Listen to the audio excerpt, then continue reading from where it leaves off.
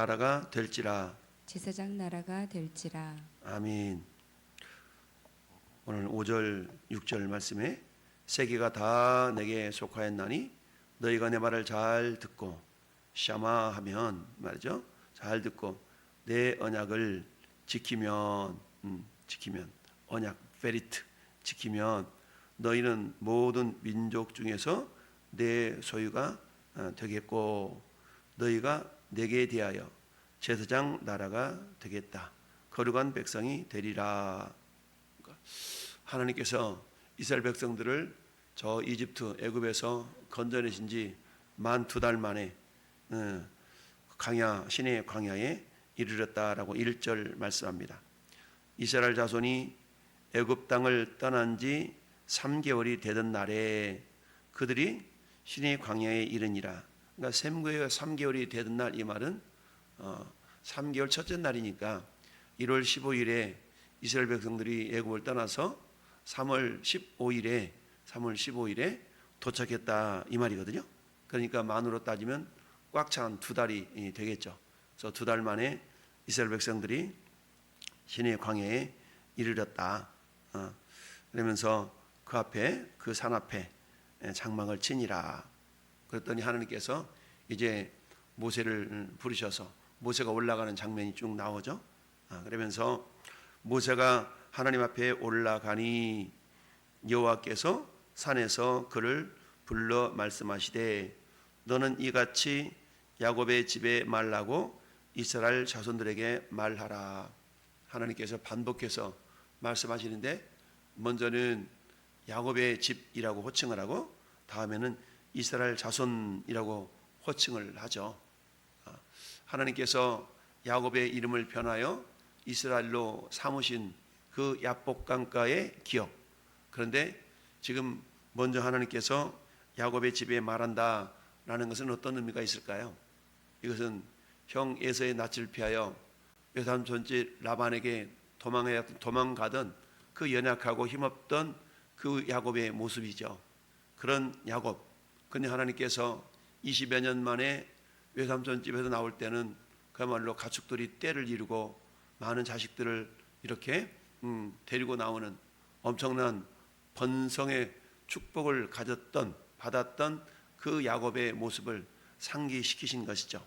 그래서 야곱의 집에 말하라 라는 이야기는 이스라엘 백성들의 초기 상태, 어떤 상태였는가 라는 것을 상징하고 있죠. 그래서 한마디 말하면 저 이집트 땅에서도 역시 그렇죠. 이집트 땅에서도 종살이했던 전혀 그들의 힘과 능력으로는 어찌할 수 없는 그런 연약한 상태에 있었던 그들. 그러나 지금은 어때요?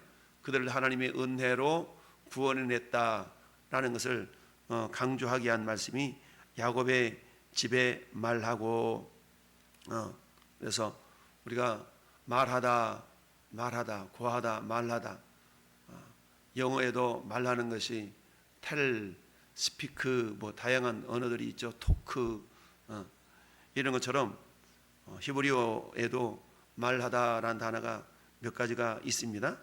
야곱의 집에 말하다라는 얘기는 아마르라는 단어를 사용했고요. 그 뒤에 이스라엘 자손들에게 말하라라는 단어는 나가드라는 단어를 사용했습니다. 그러니까 말한다는 단어를 조금 한글로는 말하다이지만 언어로는 다른 단어를 사용했는데 이처럼 뒷부분에 말하라, 이스라엘 자손들에게 말하라 라는 이야기는 한마디로 말하면 보통 그 미완료라는 표현인데 이건 계속적으로 하나님께서 단회적으로 말하는 것이 아니라 계속해서 말하라. 이것은 마치 예수님이 마태복음 28장에서 가르쳐 지키게 하라. 한번 달랑 가르치고 마는 것이 아니라 지킬 때까지 가르치라. 반복적인 이런 의미가 있는 것처럼 하나님께서 이제 이스라엘 자손들은 약속의 자손이라는 의미가 담겨져 있습니다. 따라서 이스라엘 백성들을 저 이집트 땅에서 건져내서 하나님이 가나안 땅으로 들어가시기 그런 과정 속에서 야곱의 집에 말하고 이스라엘 자손에게 말하라. 야곱의 집은 힘없고 연약했던 때에 그 이스라엘 백성들을 상징하는 모습이고 이스라엘 자손들이라는 얘기는 이제는 언약 백성으로서 하나님께서 무엇인가를 그들을 통해서 이루시고자 하는 그런 어떤 칭호다라고 말할 수가 있습니다. 한마디 말하면 누구 아빠야, 회사에서는 누구 과장아 이러면 아무래도 누구 아빠라는 것보다 회사에서 과장, 부장, 실장, 지점장 이런 칭호가 더 책임 있는 그런 어떤 호칭이 될 수가 있는 것이죠. 이스라엘 자손들도 역시 마찬가지입니다. 오늘 말씀의 제목이 제사장 나라가 될지라 라는 말씀처럼 하나님은 이스라엘 백성들을 건져내서 정말 어디다 써먹으려고, 그들이 강한 민족인 것도 아니고 그들이 숫자가 엄청나게 많은 그런 민족인 것도 아니고 하나님이 그들을 구원해내신 이유는 결국 순전한 하나님의 은혜다라는 것을 신명기서를 통해서 반복해서 말씀해 주고 있습니다. 그러면서 내가 애굽 사람에게 어떻게 행하였음과 내가 어떻게 독수리 날개로 너희를 업어서 내게로 인도하여 냈음을 너희가 보았느니라. 너희가 알지 않냐? 이스라엘 백성들이 지난 2달 동안 어떻게 하나님께서 역사하셨는가 생생한 기억들이 있을 수밖에 없지요. 정말 10가지 재앙을 통하여 하나님의 하나님 되심을 드러난 놀라운 기적의 역사가 그 2달 동안에 있었던 것입니다. 이걸 너희가 보았지 않냐라고 지금 말씀하고 있습니다. 그러면서 이렇게 너희들에게 능력과 기적을 행한 나 여호와는 어떤 분이다? 5절 말씀에 세계가 다 내게 속하였나니, 다 속했다는 얘기죠. 속하였나니 너희가 내 말을 잘 듣고 잘 듣는다. 듣는다라는 말은 오늘로 말하면 샤마라는 단어를 쓴다고 그랬죠. 샤마 반복해서 잘 듣는다라는 말은 샤마라는 단어를 2번 반복해서 쓰고 있다는 얘기죠. 이건 뭡니까? 성경에서 반복은 언어적인 의미에서 반복은 강조와 중요성을 나타내는 것 아니겠습니까? 그래서 잘 듣고 한 번만 듣는 것이 아니라 여기서 역시 마찬가지 미완료 시제를 사용했는데요. 계속적으로 잘 들으라라는 얘기입니다. 내 말 알아듣겠어? 알아듣겠어? 잘 모르겠는데 그럼 다시 들어봐. 마치 이런 것처럼 깨달아 들을 때까지, 깨달아 알아들을 때까지 계속해서 듣는 이런 자세를 견지하라라는 얘기죠. 내 언약을 지키면 너희는 모든 민족 중에서 내 소유가 되겠고, 내 소유가 되겠고. 여러분, 이건 내 거야 라고 무엇인가를 이렇게 자기 소유임을 증거하고 드러냈을 때는 어때요? 그 소유가 자기 소유가 된 것에 대한 책임이 있고 보호할 수 있는 어떤 보호하겠다는 의지가 담겨져 있는 거 아니겠습니까? 마찬가지로 이스라엘 백성들을 향해서 내 소유가 되겠고라는 말은 뭐예요? 하나님께서 책임지시겠다, 하나님께서 지키시겠다, 보호하시겠다라는 그런 의미가 담겨 있는 말씀이죠. 뿐만 아니라 너희가 내게 대하여 제사장 나라가 되며, 제사장 나라가 되며 거룩한 백성이 되리라. 제사장 나라가 되며, 여러분 제사장의 역할은 뭡니까? 이스라엘 백성들이 하나님과 제사하는 예배하는 과정 속에서 중개적인 역할을 했던 사람이 제사장이죠. 이 말씀을 사도 바울은 로마서 15장에서 그렇게 말씀하죠. 이방 나라들을 하나님께서 정말 제물로 올려드릴 수 있는 그런 제사장의 역할을 감당하자라는 그런 의미가 담겨져 있는 말씀을 전하고 있습니다. 오늘날에도 저나 여러분들은 무엇을 해야 되는 거예요? 제사장 나라의 역할을 감당하는 것이죠. 즉 제사장 나라라는 것은 뭡니까? 주를 알지 못하는 자들에게 주님을 전해 알게 하는 그런 귀한 사명을 가지고 있는 것이죠. 사도 베드로도 그래서 베드로전서 2장 9절에 너희는 왕 같은 제사장들이요 라고 말씀하고 있죠. 그 제사장 나라, 제사장, 왕 같은 제사장, 이는 너희를 어두운 데서 불러내어 애굽에 종살이했던 그곳에 불러내어 너희를 건져내신 그 하나님의 아름다운 덕을 선포하며 선전하라라는 것이 제사장의 역할. 즉 하나님이 어떻게 너희를 저 애굽 땅에서 업어서 구원해 내셨는가라는 것을 기억하고 전파하라라는 것이 제사장 나라의 역할이죠. 뿐만 아니라 어떻다? 너희는 거룩한 백성이 되리라. 제사장 나라가 되고 거룩한 백성이 되리라. 여러분, 하나님이 이스라엘 백성들을 부르시고 이처럼 제사장 나라 거룩한 백성이 되리라 라고 말씀하시는 것은 이들이 그러한 조건이 되기 때문에 이들을 그렇게 삼으시겠다라는 것이 아니죠. 이들은 전혀 그런 조건을 갖고 있지 않음에도 불구하고 어때요? 하나님께서 그들을 이런 백성 삼으시겠다라는 하나님의 의지와 하나님의 작정과 하나님의 신실하심 또는 하나님의 은혜라고 우리가 표현할 수 있습니다. 여러분, 은혜라는 것은 뭐예요? 은혜 받은 자의 조건의 여부에 상관없이 어때요? 은혜를 베푸는 자의 마음과 의지에 의해서 선을 행하는 모든 은혜 베푸는 그 모든 것을 은혜라고 말할 수가 있죠. 하나님이 이스라엘 백성들에게 향해 베푸시는 모든 사랑과 호의, 이런 것들이 결국 은혜인데 이스라엘 백성들의 어떤 조건 때문에 그런 것이 아니다. 그렇다면 오늘날 하나님은 저와 여러분들을 구원하신 것도 마찬가지 아니겠습니까? 이를 사도 바울은 에베소서 2장에서 너희를 하나님께서 구원받은 것이, 너희가 구원받은 것이 하나님의 은혜다라고 말씀하시고 있죠. 이는 왜 그러느냐? 아무도 그들을 자랑하지 못하게 하기 위해서 은혜로 구원받았다라고 말씀하십니다. 너희가 그 은혜를 인하여 믿음으로 말미암아 구원을 받았나니 너희에게서 난 것이 아니요 하나님의 선물이다라고 말씀합니다. 왜요? 야, 내가 이렇게 해서 난 구원받았어. 오늘날에도 그렇다 그러면 자기가 구원받은 걸 날마다 자랑할 것 아니겠습니까? 근데 하나님은 너희가 먹든지 마시든지 무엇을 하든지 하나님의 영광을 위하여 하라라고, 우리 자신을 자랑하는 자들이 아니라 나를 이렇게 만드신 하나님을 자랑하라라는 것이죠.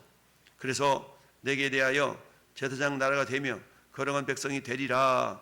너는 이 말을 이스라엘 자손들에게 전하라라고 말씀하고 있습니다. 전하라. 그러니까 전하는데 한 번만 삐쭉 전하는 것이 아니라 알아들을 때까지 전하라라는 의미가 담겨져 있어. 그래서 3절에 하나님 앞에 올라갔던 모세가 7절 보니까 내려와서 그랬죠. 이처럼 하나님 모세를 시내 산으로 불렀다 내려갔다 여러 차례 모세는 시내 산으로 오르락 내리락 하는 그런 어떤 모습을 보입니다. 시내 산은 높이가 2000m 이상 되는 굉장한 높은 산 아니겠어요? 그 높은 산을 80 먹은 노인 양반이 오르락 내리락 한다는 것은 엄청난 힘든 일임에도 불구하고 그런 일을 하나님이 감당하게 하셨던 겁니다. 그래서 모세가 내려와 가지고 백성의 장로들을 불러 가지고 여호와께서 자기에게 명령하신 모든 말씀을 그들에게 말했어요. 그랬더니 뭐라고 말씀해요? 뭐라고 고백해요? 우리가 다 그대로 행하겠습니다. 다 순종하겠습니다. 라고 고백합니다. 자, 그런데 하나님께서 이스라엘 백성들을 거룩한 백성과 제사장 나라로 삼으시겠다라고 말씀하셨을 때에 이스라엘 백성들이 그저 아무것도 안 하고 있어야 되느냐? 그렇지 않다는 것이죠. 이들이 반응은 어떻게 나와야 되느냐? 이들은 10절 말씀처럼 여호와께서 모세에게 이르시되 너는 백성에게로 가서 오늘과 내일 그들을 성결하게 하며 그들에게 옷을 빨게 하고, 결국 무엇을 요구합니까? 거룩함, 성결함, 이런 것들을 요구하죠. 우리가 거룩해지고 성결해지는 것은 물론 예수님의 보혈로 우리가 거룩해지고 성결해지는 그런 것이 되지만, 그러나 우리가 한번 목욕했다고 해서 우리 몸이 항상 깨끗해지는 건 아니죠. 그런 것처럼 우리 하나님께서 이스라엘 백성들 요구하신 것이 성결, 거룩을 요구하고 있죠. 왜 성결, 거룩을 요구합니까? 하나님 당신 자체가 거룩하신 분이기 때문에 우리에게 거룩을 요구하고 있는 것입니다. 그러면서 준비하게 하여 셋째 날을 기다리게 하라. 셋째 날에 나 여호와가 온 백성의 목전에서 시내산에 강림할 거다라고 말씀합니다. 그러면서 이스라엘 백성들이 그냥 하나님께 나아가서 죽임당하지 않도록 철저하게 거룩함과 성결함을 유지시킬 것을 말씀하고 있습니다. 이처럼 이스라엘 백성들을 하나님께서 건져내시고 그들을 제사장 나라 거룩한 백성 삼으신 것은 전적인 하나님의 은혜요 하나님의 신실함에 기초하고 있습니다. 근데 어때요? 우리는 그 하나님의 은혜를 받은 자로서 이제는 그 은혜에 합당한 삶을 살아가야 될 책임이 있는 것이죠. 따라 그 책임을 감당하기 위해서는 어떻습니까? 우리가 날마다 때로는 여러 가지 연약함 속에 빠질 수가 있는 이 모습을 가지고 주님께 나가서 회개하고 날마다 더욱 거룩함을 유지시켜 나가는 그런 삶이 우리에게 필요합니다. 이것을 우리는 뭐라고 말씀합니까? 성결, 거룩, 청결, 이 모든 과정을 이루어가는 것을 우리가 성화에 이르는 과정이다, 성화하라는 말로 표현하고 있죠. 따라서 우리의 연약함을 날마다 주님 앞에 나가 죄를 자백하고 회개하는 이런 회개 삶이 계속적으로 이루어질 수 있어야 된다는 얘기죠. 이런 삶을 통해서 하나님은 마침내 우리를 어떻게 빚어가세요? 제사장 나라가 되어져서 예수 그리스도의 복음을 증거할 수 있는 축복의 통로들로 우리를 사용하신다라는 얘기입니다. 하나님께 쓰임받는 그 백성들의 모습, 쓰임받는 기쁨이 있죠.